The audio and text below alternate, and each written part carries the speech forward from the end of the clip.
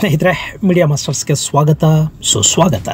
ಗೆಳೆಯರೆ, ಅದು ಜಗತ್ತಿನ ಮಾನವ ನಿರ್ಮಿತ ಅದ್ಭುತಗಳ ಪೈಕಿ ಒಂದು. ಅದನ್ನ ನಿರ್ಮಾಣ ಮಾಡೋದಕ್ಕೆ ತಮ್ಮ ಪ್ರಾಣಗಳನ್ನೇ ಅರ್ಪಿಸಿದ್ದು ಸುಮಾರು 20,000 ಮಂದಿ. ಜಗತ್ತಿನ ಸಮುದ್ರ ವ್ಯಾಪಾರದ ಹೃದಯ ಅನ್ನಿಸ್ಕೊಂಡಿರೋ ಆ ನಿರ್ಮಾಣ ಇತ್ತೀಚಿನ ದಿನಗಳಲ್ಲಿ ಸಂಪೂರ್ಣವಾಗಿ ಕಣ್ಮರೆಯಾಗಿ ಬಿಡುವ ಒಂದು ಚಿಕ್ಕ ಮುನ್ಸೂಚನೆಯನ್ನು ಕೊಟ್ಟಿತ್ತು. ಒಂದು ಶತಮಾನಗಳಷ್ಟು ಕಾಲ ವಿಶ್ವದ ಸಮುದ್ರ ವ್ಯಾಪಾರದ ಪಾಲಿಗೆ ದೊಡ್ಡ ಶಕ್ತಿಯನ್ನು ತುಂಬಿದ್ದ ಅದು ಇನ್ನೇನು ಕೆಲವೇ ವರ್ಷಗಳಲ್ಲಿ ಸಂಪೂರ್ಣವಾಗಿ ಮುಚ್ಚುವ ಹಂತಕ್ಕೆ ಹೋಗ್ಬಿಡುತ್ತೆ ಅಂತ ಅನ್ನಿಸ್ತಾ ಇತ್ತು. ಅದಕ್ಕೆ ಕಾರಣ ಪ್ರಕೃತಿಯಲ್ಲಾಗ್ತಾ ಇದ್ದ ಬದಲಾವಣೆ. ಆದ್ರೆ ಈಗ ಮತ್ತೆ ಅಲ್ಲಿಂದ ಒಂದು ಸಂತಸದ ಆಶಾದಾಯಕ ಸುದ್ದಿಯೊಂದು ಹೊರಬೀಳ್ತಾ ಇದೆ. ಆ ಅದ್ಭುತ ಇನ್ನಷ್ಟು ವರ್ಷಗಳ ಕಾಲ ಹಾಗೆ ಉಳಿಯುತ್ತೆ ಅನ್ನೋ ಮಾಹಿತಿಯನ್ನ ಅಲ್ಲಿನ ಸರ್ಕಾರ ಕೊಡ್ತಾ ಇದೆ. ಅದಕ್ಕೆ ಕಾರಣ ಆಗ್ತಾ ಇರೋದು ಕೂಡ ಒನ್ಸ್ ಅಗೈನ್ ಪ್ರಕೃತಿನೇ. ಹಾಗಾದ್ರೆ ಸಮುದ್ರ ವ್ಯಾಪಾರದ ಜೀವನಾಡಿ ಅಂತಿರುವ ಆ ಪ್ರದೇಶ ಆದ್ರೂ ಯಾವುದು, ಅದರ ಮಹತ್ವ ಎಂಥದ್ದು, ಅದೇನಾದ್ರೂ ಮುಚ್ಚಿ ಹೋಗ್ಬಿಟ್ರೆ ಗತಿ ಏನು ಅನ್ನೋದ್ರ ಬಗ್ಗೆ ಒಂದಷ್ಟು ಮಾಹಿತಿಯನ್ನ ನಾವಿಲ್ಲಿ ನೋಡೋಣ.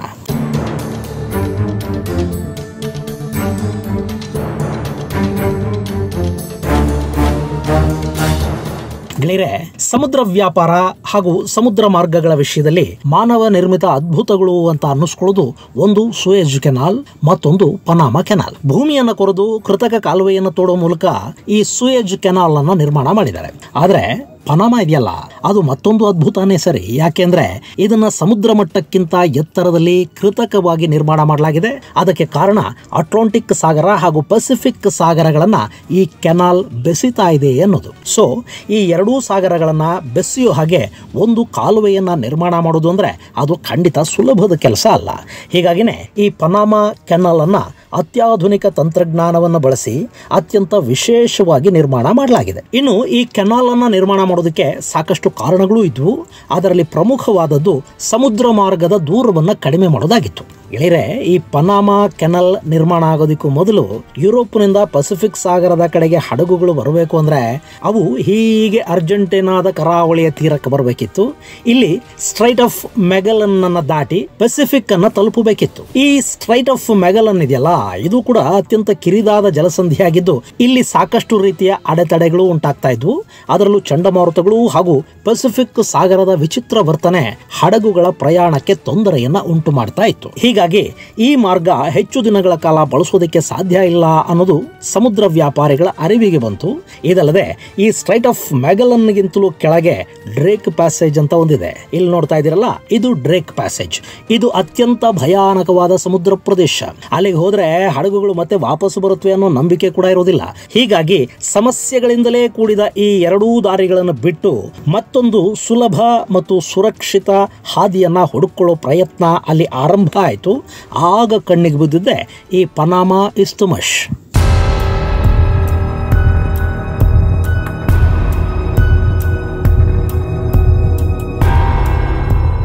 ಗೆಳೆಯರೆ, ಪನಾಮ ಕಾಲುವೆಯನ್ನ ರಿಪಬ್ಲಿಕ್ ಪನಾಮದ ಇಸ್ತುಮಶ್ ಆಫ್ ಪನಾಮ ಅಂದ್ರೆ ಪನಾಮ ಭೂಸಂಧಿಯಲ್ಲಿ ನಿರ್ಮಾಣ ಮಾಡಿದ್ದಾರೆ. ಈ ಕೆನಾಲ್ ಉತ್ತರ ಮತ್ತು ದಕ್ಷಿಣ ಅಮೆರಿಕಾಗಳನ್ನ ಬೇರ್ಪಡಿಸುತ್ತೆ.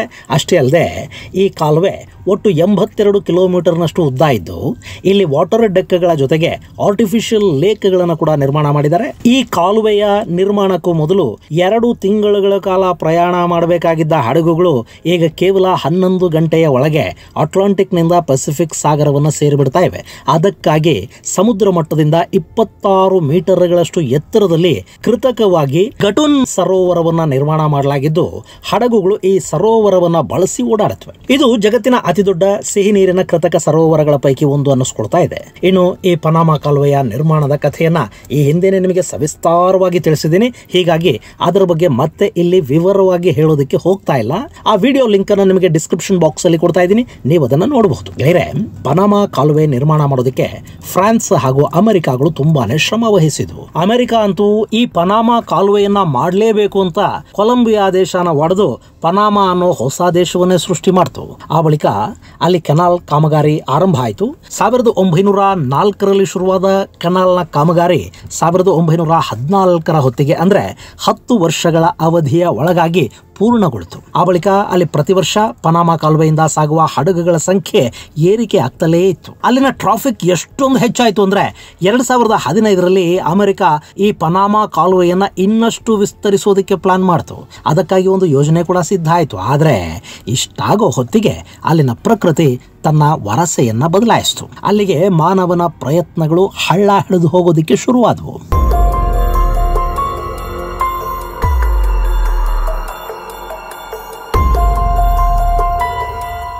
ಗೆಳೆಯರೆ, ಈ ಪನಾಮಾ ಕಾಲುವೆ ಇದೆಯಲ್ಲ, ಇಲ್ಲಿನ ವಾಟರ್ ಡೆಕ್ಕುಗಳು ಎಷ್ಟು ಮುಖ್ಯನೋ ಅಷ್ಟೇ ಮುಖ್ಯ ಅಲ್ಲಿನ ಗಟೂನ್ ಸರೋವರ. ಈ ಗಟೂನ್ ಲೇಕ್ ಅನ್ನೋದು ಚೆನ್ನಾಗಿದ್ರೆ ಪನಾಮಾ ಕಾಲುವೆಗೆ ಯಾವ ಸಮಸ್ಯೆಗಳು ಆಗೋದಿಲ್ಲ. ಇನ್ನು ಈ ಸರೋವರ ಚೆನ್ನಾಗಿರಬೇಕು ಅಂದ್ರೆ ಅಲ್ಲಿ ಉತ್ತಮವಾದ ಮಳೆ ಆಗಬೇಕು. ಈ ಸರೋವರಕ್ಕೆ ಹೆಚ್ಚಿನ ಪ್ರಮಾಣದಲ್ಲಿ ನೀರು ಹರಿದು ಬರಬೇಕು. ಆ ನೀರನ್ನೇ ಪನಾಮಾ ಕೆನಾಲ್ನ ಡಕ್ಗಳಿಗೆ ಹರಿಸಿ ಹಡಗುಗಳನ್ನ ಮೇಲಕ್ಕೆ ಕೆಳಕ್ಕೆ ಮೂವ್ ಮಾಡಲಾಗತ್ತೆ. ಇದಲ್ಲದೆ ವಾಟರ್ ಡಕ್ಗಳನ್ನು ದಾಟಿದ ನಂತರ ಹಡಗುಗಳು ಈ ಗಟೂನ್ ಸರೋವರವನ್ನು ತಲುಪಿ ಅಲ್ಲಿಂದ ಅವು ಅಟ್ಲಾಂಟಿಕ್ ಸಾಗರವನ್ನು ಮುಟ್ಟುತ್ತವೆ. ಸೊ ಈ ಗಟೂನ್ ಸರೋವರದಲ್ಲಿ ನೀರಿದ್ರೆ ಎಲ್ಲವೂ ಸುಗಮ. ಒಂದು ವೇಳೆ ಅಲ್ಲೇನಾದ್ರೂ ನೀರಿಗೆ ಬರ ಬಂದು ಈ ಸರೋವರ ಡ್ರೈ ಆಯ್ತು ಅಂದ್ರೆ ಪನಾಮಾ ಕೆನಾಲ್ ನಲ್ಲಿ ಎಷ್ಟೇ ಟೆಕ್ನಾಲಜಿ ಇದ್ರೂ ಕೂಡ ಅದಲ್ಲಿ ಕೆಲಸಕ್ಕೆ ಬಾರದಂತಾಗಿ ಹೋಗುತ್ತೆ. ಇತ್ತೀಚೆಗೆ ಆಗಿದ್ದು ಕೂಡ ಇದೇನೆ. ಗೆಳೆಯರೆ, ಜಗತ್ತಲ್ಲಿ ಅತ್ಯಂತ ವೆಟೆಸ್ಟ್ ದೇಶಗಳ ಪಟ್ಟಿಯಲ್ಲಿ ಈ ಪನಾಮಾದ ಹೆಸರು ಕೂಡ ಇದೆ. ಅಂದ್ರೆ ಅಲ್ಲಿ ಮಳೆಗೆ ಯಾವುದೇ ತೊಂದರೆ ಇರೋದಿಲ್ಲ. ಸದಾ ಕಾಲ ಅಲ್ಲಿ ಉತ್ತಮ ವಾತಾವರಣ ಇರುತ್ತೆ, ಮಳೆ ತಪ್ಪದೆ ಆಗ್ತಾ ಇರುತ್ತೆ. ಆದ್ರೆ ಕೆಲ ವರ್ಷಗಳಿಂದ ಇಲ್ಲಿ ಮಳೆಯ ಅಭಾವ ಕಂಡು ಬರೋದಕ್ಕೆ ಶುರುವಾಯಿತು. ಅದಕ್ಕೆ ಕಾರಣ ಮತ್ತೇನು ಅಲ್ಲ, ಎಲ್ನಿನೋ. ಈ ಪನಾಮಾ ಇದೆಯಲ್ಲ, ಇಲ್ಲಿ ಪ್ರತಿ ವರ್ಷ 2928 ಮಿಲಿಮೀಟರ್ ನಷ್ಟು ಮಳೆ ಆಗ್ತಾ ಇತ್ತು. ಆದ್ರೆ ಎಲ್ಲಿಂದ ಶುರು ಆಯ್ತೋ ಏನೋ ಈ ಎಲ್ನಿನೋ ಶುರು ಆಯ್ತಲ್ಲ, ಆ ಮಳೆಯ ಪ್ರಮಾಣ ಹಾಗೆ ಕುಸಿದು ಹೋಯ್ತು. ಈ ಎಲ್ನಿನೋ ಅನ್ನೋದು ಈ ಬಾರಿ ಕೇವಲ ಭಾರತಕ್ಕೆ ಮಾತ್ರ ಸಮಸ್ಯೆಯನ್ನು ಉಂಟು ಮಾಡಿಲ್ಲ, ಬದಲಾಗಿ ಅದು ಜಗತ್ತಿನ ನಾನಾ ದೇಶಗಳಲ್ಲಿ ಕೂಡ ಸಾಕಷ್ಟು ಸಮಸ್ಯೆಗಳಿಗೆ ಕಾರಣ ಆಗಿದೆ. ಅದರ ಪರಿಣಾಮ ಪನಾಮಾದಲ್ಲಿ ಕೂಡ ಬೀಳಬೇಕಾಗಿದ್ದ ಮಳೆಗೆ ಪಂಗನಾಮ ಬಿತ್ತು. ಇದರ ಪರಿಣಾಮ ಅಲ್ಲಿ ಬರ ಪರಿಸ್ಥಿತಿ ನಿರ್ಮಾಣ ಆಯಿತು. ಅಲ್ಲಿನ ನದಿ ತೊರೆಗಳೆಲ್ಲ ಒಣಗೋದಿಕ್ಕೆ ಶುರುವಾದವು. ಗಟೂನ್ ಲೇಕ್ಗೆ ಕೂಡ ನೀರು ಬಾರದಂತಾಗಿ ಹೋಯಿತು. ಇದರಿಂದಾಗಿ ಪನಾಮಾದಲ್ಲಿ ಹಡಗುಗಳ ಟ್ರಾಫಿಕ್ ಜಾಮ್ ಉಂಟಾಗುವ ಹಾಗಾಯಿತು. ದಿನಗಟ್ಟಲೆ ಹಡಗುಗಳು ಕಾಯಬೇಕಾದ ಪರಿಸ್ಥಿತಿ ಬಂತು. ಈ ಕಾರಣದಿಂದ ಸಾಕಷ್ಟು ಹಡಗುಗಳು ಈ ದಾರಿಯನ್ನು ಬಿಟ್ಟು ಬೇರೆ ದಾರಿಗಳ ಮೂಲಕ ಪೆಸಿಫಿಕ್ ಸಾಗರವನ್ನು ತಲುಪೋದಕ್ಕೆ ಶುರು ಮಾಡಿದ್ವು. ಅಲ್ಲಿ ದಿನನಿತ್ಯ ನೂರಾರು ಹಡಗುಗಳು ಓಡಾಡ್ತಾ ಇದ್ವು. ಆದರೆ 2024ರ ಜನವರಿ ಹೊತ್ತಿಗೆ ಅಲ್ಲಿನ ಹಡಗುಗಳ ಸಂಖ್ಯೆ ತುಂಬಾನೇ ಇಳಿಮುಖ ಆಗ್ತಾ ಹೋಯಿತು. ಆ ಹಡಗುಗಳೆಲ್ಲ ದಕ್ಷಿಣ ಅಮೆರಿಕಾದ ಕೊನೆಯಲ್ಲಿರುವ ಸ್ಟ್ರೈಟ್ ಆಫ್ ಮೆಗಲಾನ್ನ ಮೂಲಕ ಮತ್ತು ಆರ್ಕಿಟಿಕ್ ವಲಯದಲ್ಲಿನ ಗ್ರೀನ್ಲ್ಯಾಂಡ್ನ ಮೂಲಕ ಅಮೆರಿಕ ಹಾಗೂ ಅಲಾಸ್ಕಾನ ದಾಟಿ ಪೆಸಿಫಿಕ್ಗೆ ಹೋಗೋದಕ್ಕೆ ಶುರು ಮಾಡಿದ್ವು.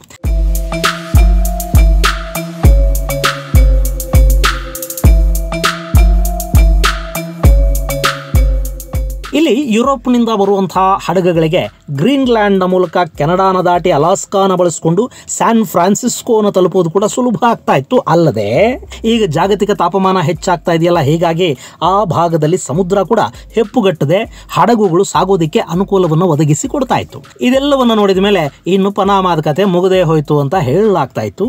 ಇನ್ನು ಕೆಲ ವರ್ಷಗಳಲ್ಲಿ ಪನಾಮಾ ತನ್ನ ಎಲ್ಲ ಆಕ್ಟಿವಿಟಿಗಳನ್ನ ನಿಲ್ಲಿಸುತ್ತೆ. ಒಂದು ಅತ್ಯದ್ಭುತ ಮಾನವ ನಿರ್ಮಿತ ಕಾಲುವೆ ಉಪಯೋಗಕ್ಕೆ ಬಾರದ ಹಾಗಾಗತ್ತೆ ಅಂತ ಭಾವಿಸಲಾಗ್ತಾ ಇತ್ತು. ಹೀಗಾಗಿ ಅಮೆರಿಕ ಇದನ್ನ ಸರಿಪಡಿಸೋದಿಕ್ಕೆ ಮತ್ತೊಂದು ಡ್ಯಾಮ್ ಅನ್ನ ನಿರ್ಮಾಣ ಮಾಡಿ ಪೈಪ್ಲೈನ್ ಮೂಲಕ ನೀರನ್ನು ತಂದು ಗಟೂನ್ ಸರೋವರವನ್ನು ತುಂಬುವ ಪ್ಲಾನ್ ಅನ್ನು ಕೂಡ ಹಾಕೊಳ್ತು. ಆದ್ರೆ ಅದು ಸಂಪೂರ್ಣವಾಗಿ ಸಿದ್ಧವಾಗೋದಿಕ್ಕೆ ಇನ್ನೂ 8-10 ವರ್ಷಗಳು ಬೇಕಾಗತ್ತೆ.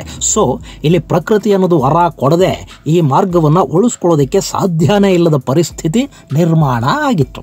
ಈಗ ಅಲ್ಲಿನ ಪ್ರಕೃತಿಗೆ ಕೂಡ ಈ ಕೆನಾಲ್ ಬಗ್ಗೆ ಒಂದು ಕನಿಕರ ಉಂಟಾದ ಕಾಣ್ತಾ ಇದೆ. ಹೀಗಾಗಿ ಪನಾಮಾನ ಉಳಿಸ್ಕೋಬೇಕು ಅನ್ನೋ ಅಮೆರಿಕಾದ ಪ್ರಯತ್ನ ಏನಿತ್ತು ಅದಕ್ಕೆ ಪ್ರಕೃತಿ ಸಾಥ್ ಕೊಡೋದಕ್ಕೆ ಹೋಗ್ತಾ ಇದೆ. ಇನ್ನು ಇಲ್ಲಿ ಕೂಡ ಎಲ್ಲಿನೋ ಪರಿಣಾಮ ಈಗಾಗಲೇ ಮುಗಿದಿದ್ದು, ಮಳೆ ಶುರುವಾಗಿದೆ. ಮಳೆ ಬಂದ್ರೆ ಸಾಕು, ಅಲ್ಲಿ ಮತ್ತೆ ನದಿ ತೊರೆಗಳಲ್ಲಿ ನೀರು ಹರಿಯುತ್ತೆ, ಗಟೂನ್ ಸರೋವರಕ್ಕೆ ಮತ್ತೆ ಜೀವ ಬರುತ್ತೆ.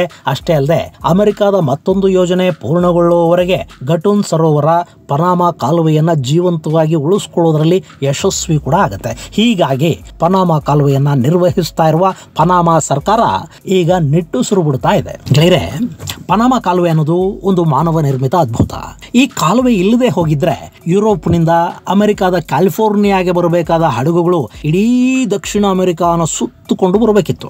ಅಷ್ಟೇ ಅಲ್ಲದೆ 15ರಿಂದ 16,000 ಕಿಲೋಮೀಟರ್ಗಳಷ್ಟು ಹೆಚ್ಚಿನ ಪ್ರಯಾಣವನ್ನು ಮಾಡಬೇಕಾಗಿ ಬರ್ತಾ ಇತ್ತು. ಆ ಪ್ರಯಾಣದ ಅವಧಿ ಕೂಡ 2 ತಿಂಗಳುಗಳ ಕಾಲಕ್ಕಿಂತ ಹೆಚ್ಚಾಗ್ತಾ ಇತ್ತು. ಆದ್ರೆ ಈ ಪನಾಮ ಮಾರ್ಗ ನಿರ್ಮಾಣ ಆಯ್ತಲ್ಲ, ಇದು ಇಲ್ಲಿನ ವ್ಯಾಪಾರದ ಪಾಲಿಗೆ ಅತಿ ದೊಡ್ಡ ವರವಾಗಿ ಬದಲಾಯಿತು. ಅದು ಅಮೆರಿಕ ಹಾಗೂ ಯುರೋಪ್ನ ನಡುವಿನ ವ್ಯಾಪಾರ ವ್ಯವಹಾರಗಳನ್ನು ಹೆಚ್ಚು ಮಾಡಿತು, ಸಮಯವನ್ನ ಕಡಿಮೆ ಮಾಡಿತು, ವೆಚ್ಚವನ್ನ ಕಡಿಮೆ ಮಾಡಿತು, ದೂರವನ್ನ ಕಡಿಮೆ ಮಾಡಿತು. ಹಾಗೇನೆ ಅಮೆರಿಕದ ಪಶ್ಚಿಮ ತೀರದ ರಾಜ್ಯಗಳಿಂದ ದೊಡ್ಡ ಅನುಕೂಲವನ್ನು ಕೂಡ ಪಡ್ಕೊಳ್ತಾ ಹೋದ್ವು. ಹೀಗಾಗಿ ಈ ಪನಾಮ ಕಾಲುವೆ ಅನ್ನೋದು ಈ ಭಾಗಕ್ಕೆ ಅತಿ ದೊಡ್ಡ ವರ ಅನ್ನಿಸ್ಕೊಡ್ತು. ಅಂಥ ಕಾಲುವೆ ನೀರಿಲ್ಲ ಅನ್ನೋ ಕಾರಣದಿಂದ ತನ್ನ ಅಸ್ತಿತ್ವವನ್ನೇ ಕಳ್ಕೋಬೇಕಾದಂತಹ ಪರಿಸ್ಥಿತಿ ನಿರ್ಮಾಣವಾದಾಗ ಹಾಗಾಗೋದಿಕ್ಕೆ ಅಮೆರಿಕ ಹೇಗೆ ತಾನೇ ಬಿಟ್ಟಿತ್ತು. ಹೀಗಾಗಿ ಅವರು ಮತ್ತೆ ಅಲ್ಲೊಂದಷ್ಟು ಕೃತಕ ಸರೋವರಗಳನ್ನ ನಿರ್ಮಾಣ ಮಾಡಿ ಗಟೂನ್ಗೆ ನೀರು ಹರಿಸೋ ಪ್ರಯತ್ನವನ್ನ ಆರಂಭ ಮಾಡಿದ್ರು. ಆ ಕಾಮಗಾರಿಯನ್ನವರು ಶುರು ಮಾಡಬೇಕು ಅನ್ನೋಷ್ಟರಲ್ಲಿ ಎಲ್ನಿನೋ ಮುಗಿದಿದೆ. ಹೀಗಾಗಿ ಇನ್ನೊಂದಷ್ಟು ವರ್ಷಗಳ ಕಾಲ ಪನಾಮ ಕಾಲುವೆ ಯಥಾ ಪ್ರಕಾರ ಕೆಲಸ ಮಾಡುತ್ತೆ.